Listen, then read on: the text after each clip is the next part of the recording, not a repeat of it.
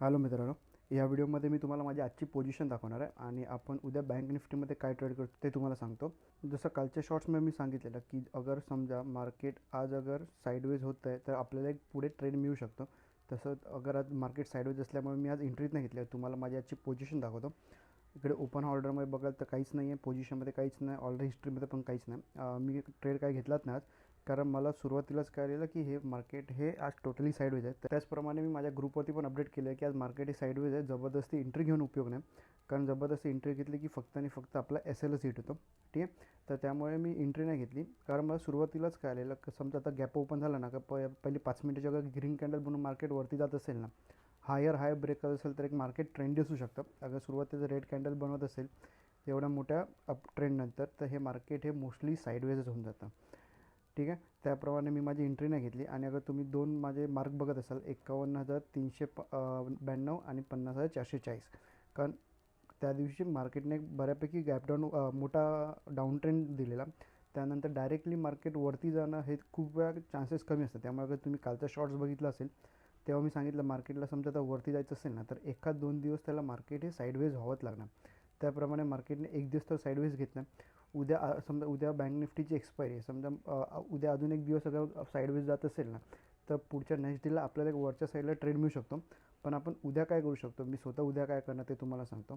समजा for example अगर market flat open होतं उद्या, ठीक आहे, आणि अगर फ्लॅट ओपन होऊन हा लेवल ब्रेक करते 51,392, तुम्ही 51,390 पण पडू शकता, राऊंड नंबर पकडा. त्याच्यानंतर त्याच्यावरती अगर 5 मिनिटाची कॅन्डल अगर क्रूज होते बरं, त्याचा मग वीक असू दे किंवा एक कम्प्लिटली कॅन्डल असू दे, अगर त्याचं होते आणि त्याच्यावरती अगर मार्केट जात असेल तर मार्केटला मी अप ट्रेंड म्हणू शकतो. तेव्हा मी लॉट कमी करणार, कारण लॉट कमी करायचं रिझन तुम्हाला सांगतो, कारण ऑलरेडी मार्केटने एक मोठा डाऊन ट्रेंड दिल्यानंतर डायरेक्टली आपण जेवढा क्वांटिटी मारतो तेवढा डायरेक्ट क्वांटिटी मारून उपयोग नाही, कारण ते मार्केट कधीही रिव्हर्स होऊ शकतं. ओके, त्यामुळे मी जसं मार्केटमध्ये त्या लेवलच्या वरती अगर होते क्लोज होते 5 मिनिटाची कॅन्डल आणि त्याचा हाय ब्रेक करत असेल तर मी वरच्या साईडला फक्त आणि फक्त 2 लॉट पी सेल करीन. ठीक आहे, 2 लॉट पी सेल करीन. तुम्हाला कधी फुल क्वांटिटी मारायची आणि कधी हाफ क्वांटिटी मारायची ते मी तुम्हाला सांगतो. वरती जात असेल तर 2च लॉट पी सेल घेईन, क्वांटिटी अर्ध्या करीन आणि मॅक्झिमम 2दा एंट्री घेईन. समजा इथून वरती गेलं जात असेल तर ठीक आहे, माझी एंट्री मी ट्रेड घेईन. त्याच्यानंतर माझा एक एस एल गेला, काहीच प्रॉब्लेम नाही. त्याच्यानंतर समजा परत एकदा एंट्री येत असेल तर मी अजून एकदा एंट्री घेईन, अशी मॅक्झिमम 2दा एंट्री घेईन. ओके, आणि अगर त्याच्यानंतर माझा परत एस एल जात असेल ना तर समजा हे उद्याचा दिवससुद्धा हे मार्केट एक साईडवेज आहे. त्याच्यानंतर आपल्याला एक मोठा ट्रेंड मिळू शकतो. ठीक आहे, अगर मार्केटला ट्रेंडी होत असेल ना तर पहिल्या किंवा दुसऱ्या एंट्रीमध्ये ट्रेंडी होऊन जाईल, तुमचे सारखे एस एल घेत राहणार नाही. ओके, तर वरच्या साईडला जायचं असेल तर मॅक्झिमम 2दा एंट्री घ्या. 2दा एंट्रीमध्ये गेलं तर ठीक आहे, नाही तर समजून जा तो दिवस हा साईडवेज आहे तर जास्त एस एल देऊ नका. ओके, आणि समजा ह्या लेवलच्या आसपास गॅप अप ओपन झाला 51,100च्या आसपास, म्हणजे 200-300 पॉईंट गॅप डाऊन ओपन झाला आणि आजचा लो ब्रेक होत असेल ना तरीसुद्धा आपण आपली क्वांटिटी कमी करायची, कारण समजा हा एक तर ऑलरेडी त्याने मोठा ट्रेंड दिला आहे, त्याच्यानंतर त्याने इथे वरच्या साईडला मोठा ट्रेंड दिला तर आपल्याला एक या साईडला एक सपोर्ट दिसत असेल. ठीक आहे, तर त्यामुळे अगर मार्केटला ट्रेंड व्हायचं असेल ना तर तुम्हाला 2 लॉटमध्ये पण एक बऱ्यापैकी ट्रेंड मिळू शकतो. जसं नॉर्मल ओपन झालं किंवा गॅप डाऊन ओपन झाला आणि आजचा जो लो आहे तो अगर ब्रेक करत असेल तर मी माझे 2 लॉट फक्त कॉल सेल करेन, जास्त कॉल सेल नाही करणार, मॅक्झिमम 2 लॉट कॉल सेल करेन.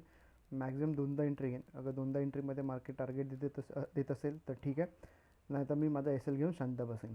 ठीक आहे, तसं पण अगर तुम्ही बघत असाल ह्या मंथमध्ये माझे जास्त ट्रेड झालेच नाही, कारण मार्केट हे कम्प्लिटली साईडवेज होतं, त्यामुळे माझे जास्त काही ट्रेड झाले नाही आहे.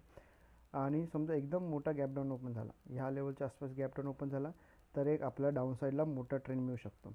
ठीक आहे, तर त्यावेळी मग मी काय करणार, समजा इकडे ओपन झालं आणि अगर 50,440 लेवल अगर ब्रेक करतो आहे तर मी माझे 4 कॉल सेल करेन.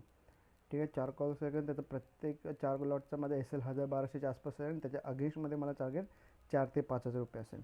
ओके, मॅक्झिमम 2दा एंट्री इकडेसुद्धा घेईन आणि इकडे जसं 1:2चा टार्गेट कंप्लीट झाला. दोन्ही साईडला अगर तिन्ही साईडला मी जे तिन्ही सिनॅरिओ सांगितलं, तिन्ही साईडला अगर आपला टार्गेट 1:2चा कंप्लीट होतं त्याच्यानंतर आपला एस एल हा सर्व कॉस्ट टू कॉस्ट करा, कारण जेणेकरून परत वरती जात असेल तर हे मार्केट हे कम्प्लिटली साईडवेज होऊन जाईल. त्यामुळे आपल्याला जास्त एस एल द्यायची गरज नाही. पहिल्याच एंट्रीमध्ये 1:2चा झाला आणि त्याच्यानंतर आपला ट्रेलिंग एस एल घेत असेल तर समजून हे मार्केट हे परत एक साईडवेज होऊ शकतं. ठीक आहे, उद्या गॅप डाऊन मोठा गॅप डाऊन झाला, हा लेवल ब्रेक होत असेल तर आपल्याला ही रॅली परत एकदा कंटिन्यू मिळू शकते. Okay, clear. आणि अजून तुम्हाला काही डाऊट असेल तर करा, व्हिडिओ आवडला असेल लाईक करा, तुम्ही चॅनलला सबस्क्राईबसुद्धा करू शकता.